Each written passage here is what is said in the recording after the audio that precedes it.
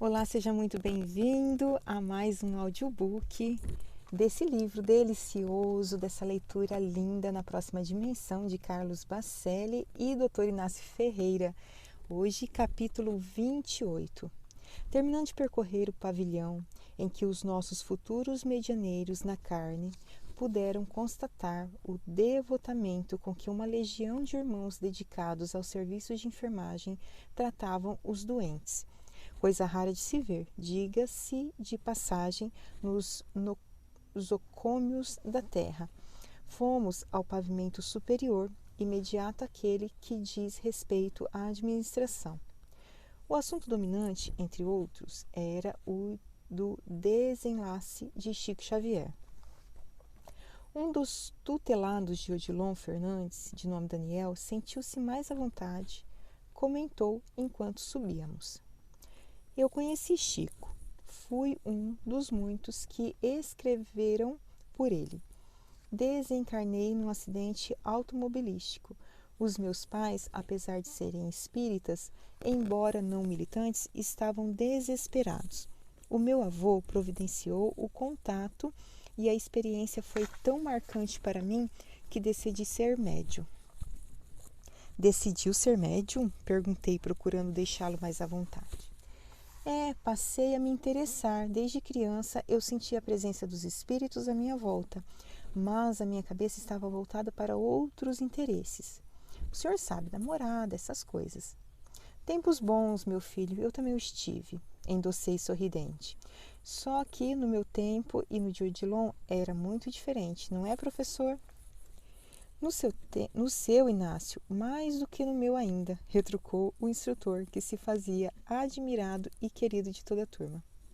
Cheguei a frequentar a mocidade espírita e quando via Chico Xavier em ação, psicografando na televisão, por exemplo, eu entrava em êxtase.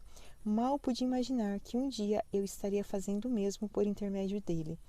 Certa noite, quando eu e 2 colegas voltávamos de uma festa, perdemos o controle do veículo e...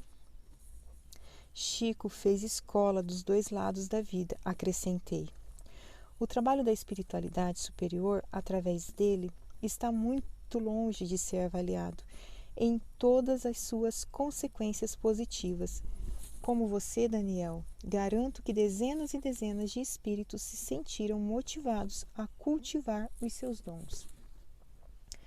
O nosso Dr. Inácio Ferreira tem razão, acrescentou Odilon.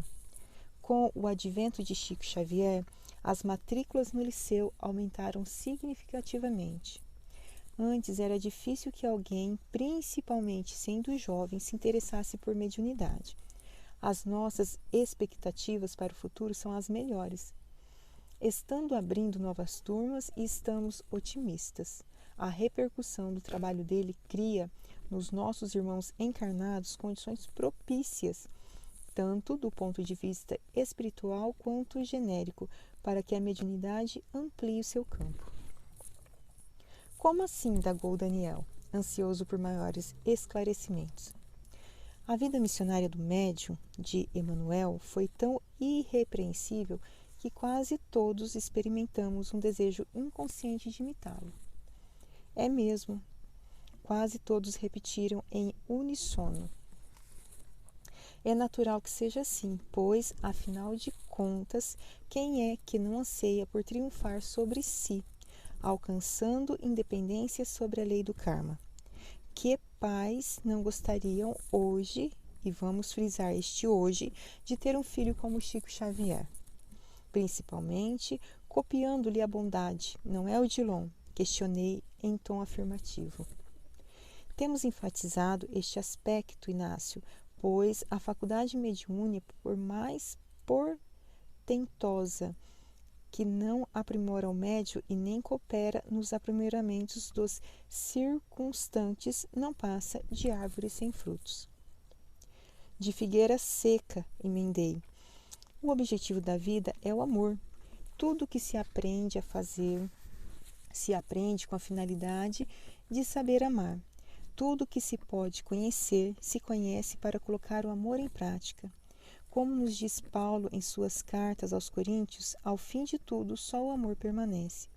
A mediunidade que não melhora o médium pode ser humano, para o ser humano, é obsoleta.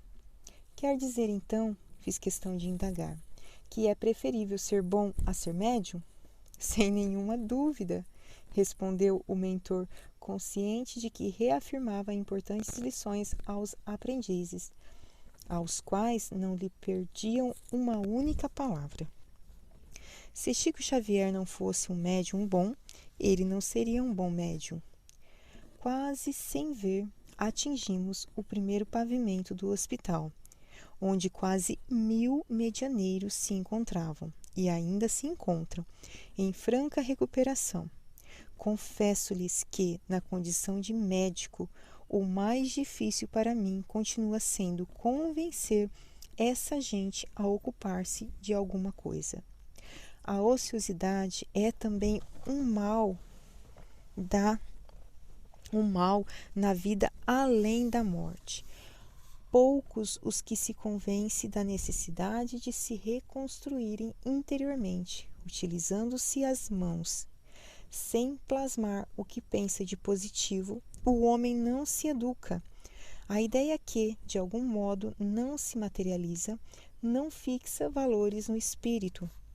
Aproximando-me de um dos nossos internos, exatamente um daqueles que, de braços cruzados, permanecia na expectativa de que a graça divina o alcançasse, falei sem meias palavras.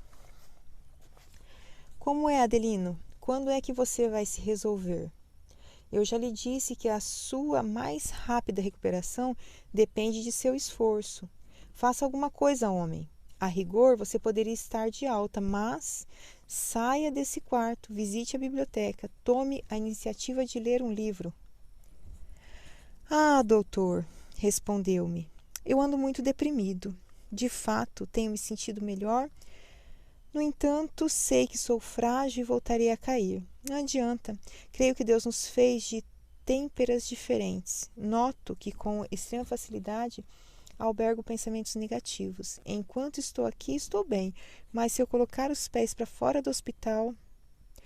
Adelino era um grande doutrinador, ou, por outra, havia sido na terra um orador de qualidade, dotado de excelente memória e primorosa técnica expositiva. Infelizmente, como tantos outros, falara tão somente com os lábios, não se esmerando em vivenciar aquilo que pregava. Meu irmão, repetia tentando encorajá-lo, todos somos assim. Não exija santidade de você, porém, por outro lado, não se renda de vez às inclinações negativas, ao vício que detecta na sua personalidade. Contraponha a virtude capaz de anulá-lo. É assim que devemos proceder.